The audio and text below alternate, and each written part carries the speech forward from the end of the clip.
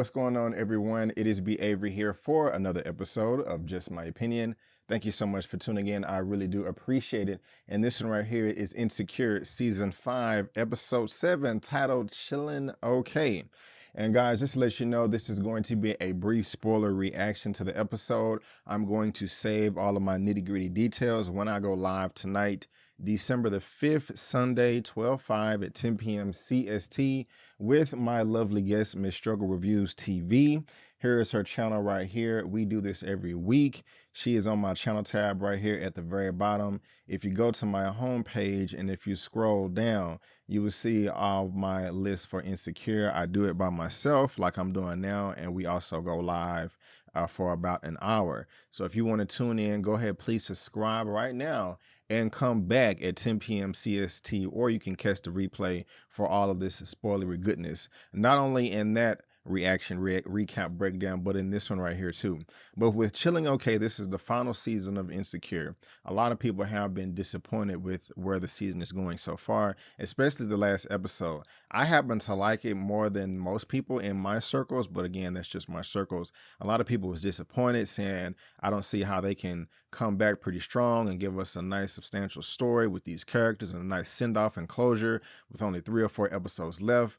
You know, and I'm not mad at those people for feeling that way. But I have to be honest, after seeing episode 7, Chilling Okay, I'm feeling exactly the way those people were feeling last episode. I mean, I'm feeling now the way they were feeling then. And I can only imagine how people are feeling about episode 7. I still enjoy the show overall, and I am invested in these characters. But I have to be honest with you, this episode was very disappointing to me. I just didn't really see anything that happened that just really moved the plot forward, the story forward. And that's just kind of upsetting. You know, I kind of want to know what's going to happen to Daniel. Of course, we had Lawrence in this episode too, as well as Condola. But I mean, just nothing really popped off. I mean, towards the end, Amanda Seal's character, I forgot her name. It just slipped my mind real quick. You know, she's going to be moving away because her husband got a new job. You know, and she's just being really emotional about that. And I completely understand. And that is a way to close out the show. It is nice to see that Lawrence and Condola are getting along, co-parenting their son. That I think that's beautiful. It's also just very interesting. I like the line of dialogue from Lawrence just saying, you know, well, I'm paraphrasing here, but he just was basically saying that I didn't really plan for things to go like this. Things could have happened different, but I'm glad that they did. And this, you know, is the best thing that happened to me. You know, and Condola, you know, that she really felt that. And it was nice. He was doing the little choo-choo thing with the food, and, you know, they're laughing and giggling and getting along, and that's nice. And she's like, oh, you have sound effects, you know, and that's just wonderful. I mean, if they're able to, you know, be together in the very end, I won't necessarily say that I would be upset. You know, I can say, I think, in most cases it's better for the child, but at the same time I'm not coming to any conclusions, because we, you know, society has always raised great men and women throughout history in single parent or co-parent, you know, households or situations. So I just want to make sure I'm clear there.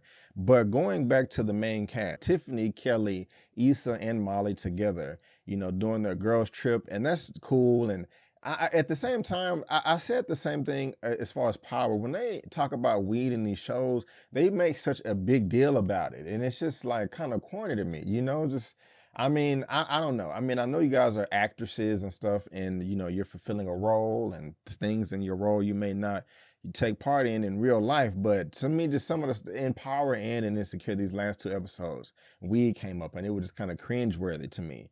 You know, Kelly is still acting crazy, talking about, hey, let's take, you know, tit pics, and I want to smash now, and yada, yada, yada.